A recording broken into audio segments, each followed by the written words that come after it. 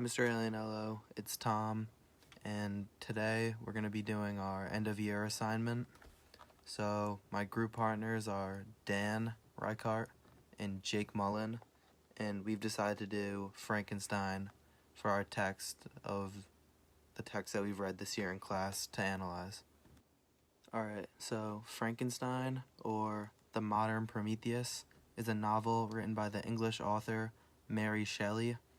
She actually ended up writing it in a horror writing competition, and she ended up winning, which is why Frankenstein blew up, and there's been many variations, movies, and spins on her original novel, but the original was written by Mary Shelley in 1817 and was later published in January of 1818.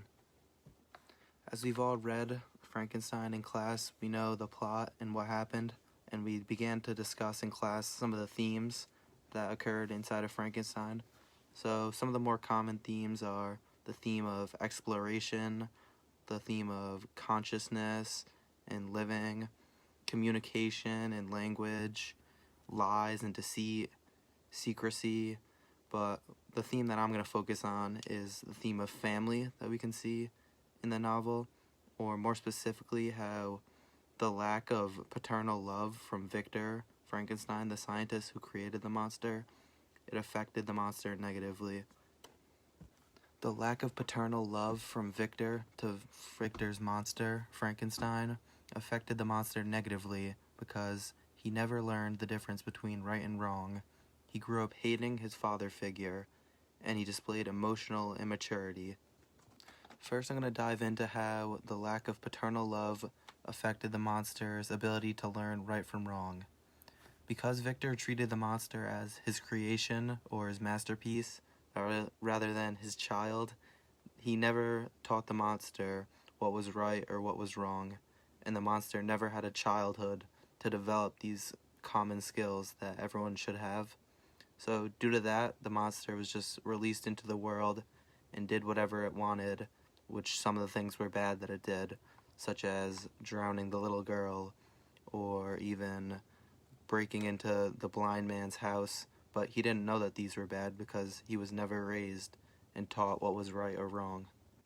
Secondly, the lack of a father or family made the monster hate his family, or lack thereof.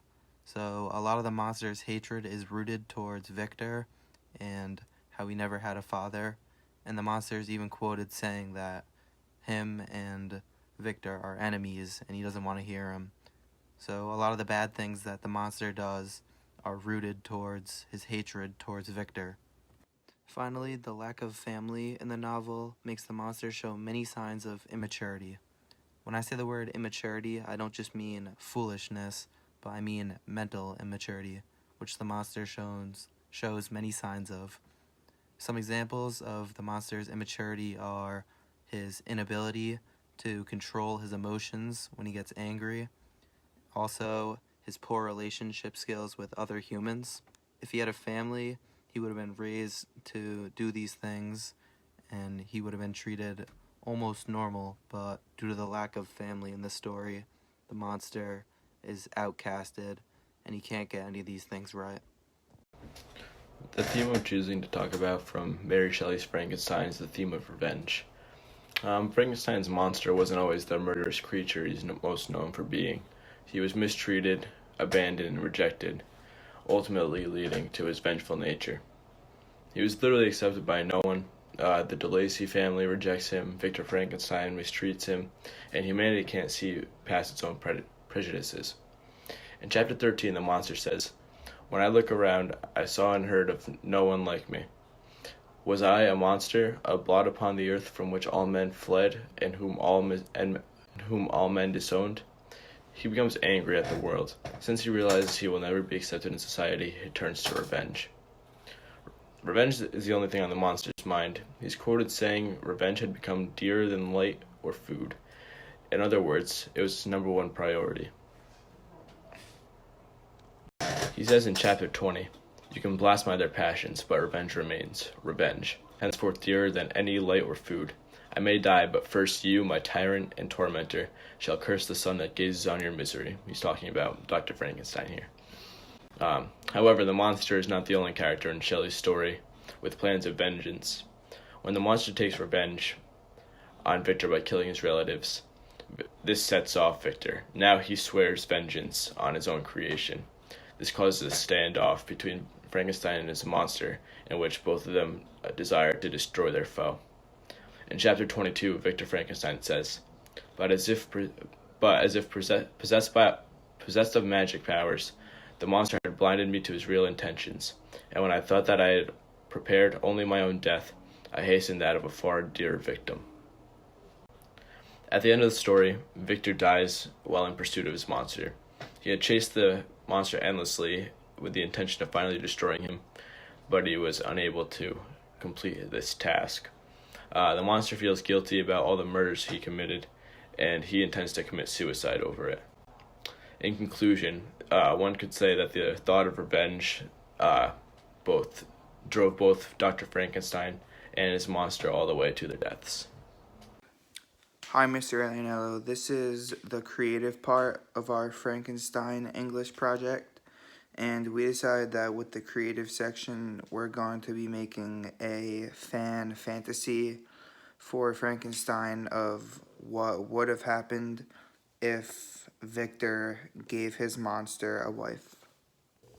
So it was well known in the book that the monster was lonely and sad and depressed because he wanted a wife, and he asked Victor multiple times for him to make a wife for the monster, but Victor never ended up making the monster a wife because he feared that they would breed and then there would be a lot of Frankenstein monsters and they would just take over the world, causing evil and everything. So the monster never got his wife, and he was just always sad and depressed. So what we're going to be looking into is what would have actually happened if a wife was given to the monster by Victor. So what we think would have happened is that the monster would have been happier initially at first, and they would have bred and made monster babies, but then eventually the girl monster would have convinced Victor's monster to do all these crimes. Now the kids would have started doing crimes, and at heart, Victor's monster doesn't really want to cause harm.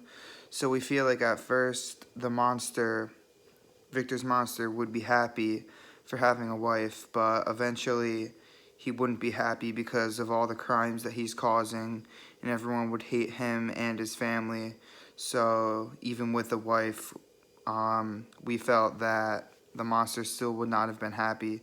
So basically, Victor's monster, either way, with or without a wife, would have been depressed. So it probably was for the better that Victor decided not to get a wife for his monster, even though his monster hated him for it. But in the end, it's probably the right choice. So we think that if there was a wife, things would not have gone well. So this isn't really like a happy fan fantasy. It's just what we thought was the most realistic of what would have happened if Victor gave his monster a wife in Frankenstein.